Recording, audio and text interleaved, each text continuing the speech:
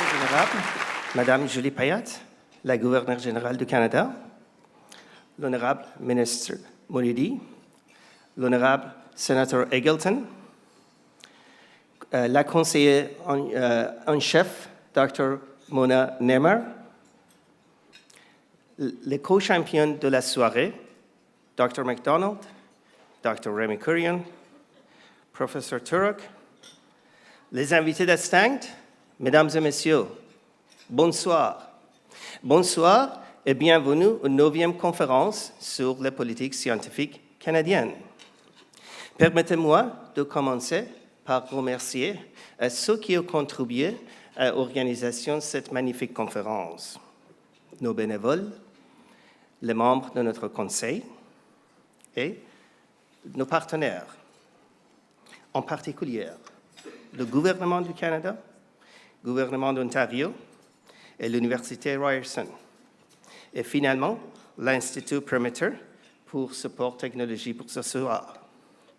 Et merci à vous pour répondre à notre appel et participer à la conférence et au gala ce soir. Quelle belle soirée de célébrer l'avancement de la science au Canada, les contributions des scientifiques canadiens à l'avancement économique et social du pays. Et quelle belle soirée de noter que la science est la base pour la prospérité économique.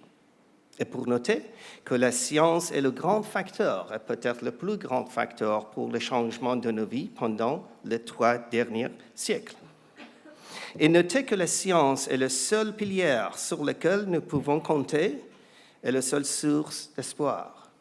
Enfin, c'est la science, pas idéologie, qui peut aider à faire face aux grands défis. Et de noter que la politique scientifique est le lien entre les preuves scientifiques et la politique pour provoquer le changement. And for that reason, science policy is becoming more relevant and important. Science policy in Canada facing significant development. First, the understanding of the role of scientific evidence in policy making, and the notion that science should be in significant considerations at all levels, including the cabinet table and the Prime Minister's office. Therefore, the appointment of Chief Science Advisor, Dr. Mona Nemer, is a significant step in the right direction and should be celebrated.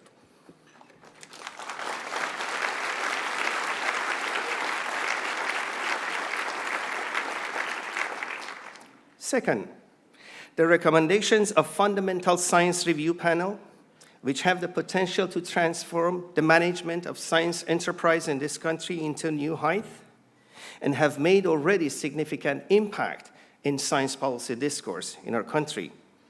Members of the panel are here with us during the conference and have their own session on Friday. And third, a national awareness and endeavor for diversifying science, and in particular in STEM fields, for a more inclusive and equitable science and innovation ecosystem, which is absolutely essential for our country that, according to the latest stats, has 20% immigrant, a new high in recent history.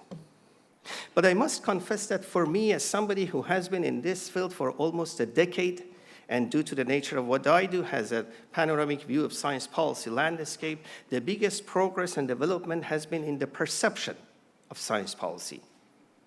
10 years ago, we have been suggested many times that we better change the name of the conference as science policy is not attractive enough. Science policy was an unknown territory for many. In contrast, today, in Canada, we see the increasing understanding of science policy and its importance that is widely being acknowledged across any sectors. And that, to me, is perhaps the biggest progress that we have had for science policy. It's not in the margin anymore. It is at the center of development. But these very good developments should not distract us from 2 important facts. And one is that science policy infrastructure in Canada is still in its infancy and needs tremendous support from various organizations of science enterprise. And second, the danger of a sense of complacency, of assuming that these issues are widely known in a wider society. We always have to be mindful of those outside of the circle of the most educated and most scientifically engaged. They don't know necessarily the importance of science in policymaking. Millions of voters who may not know that science is crucial for economic prosperity. We must be able to communicate the answer to the very valid question that how science can help the daily life of humans, how science can help the First Nation children whose life expectancy is much lower than the Canadian average, and the chance of being school dropout or committing suicide is much higher than Canadian average. We have to be able to communicate that challenges of this world are all science-related. Access to sufficient food, clean water, sustainable energy, healthcare, accessibility and sustainability of healthcare. These are all issues for all of us in the planet. And the things are not getting easier, they're getting more complex and even more difficult. By 2050, our population grew to 9 billion. And the challenges can only be met through scientific and engineering discoveries. We need analysis, we need data, and we need the translation of this data into the policymaking. If we are successful in communicating this notion to our fellow citizens, millions of voters, then we have a better chance to succeed. On the other hand, if more people see science as just another ideology or another opinion or some interest group, or something that has to do research in the ivory tower without a link to societal issues, then we are more at risk of losing our achievements as a civilized society.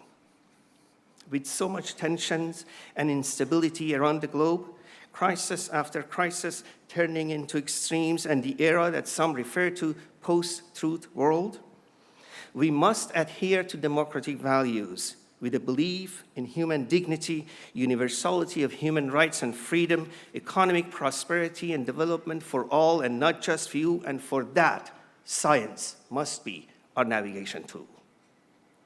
We must be seen as the country of reason, the country that takes scientific and traditional knowledge to the heart of policymaking.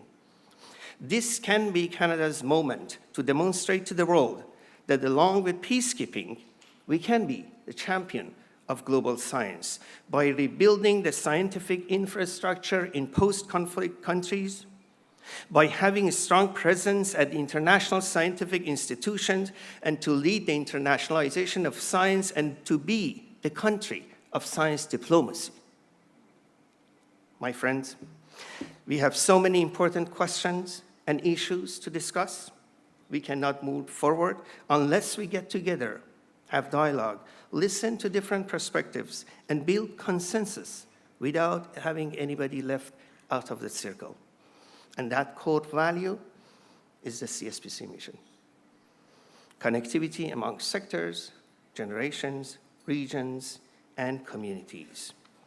Our vision is a strong and effective science policy community that helps better policies with input from science that benefits all Canadians.